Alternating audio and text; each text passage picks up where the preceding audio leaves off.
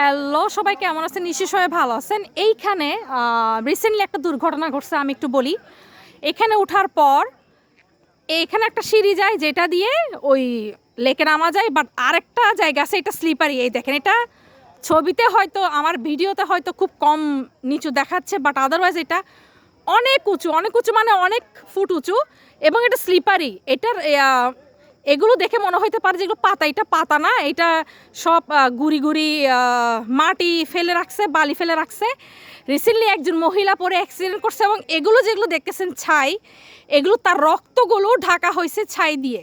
হ্যাঁ, আমি আবারও বলতেছি, এই যে লেখা আছে বাংলাদেশ পানি উন্নয়ন বোর্ড, এই রাস্তাটা দিয়ে সহজে কেউ উঠবেনও না, নামবেনও না।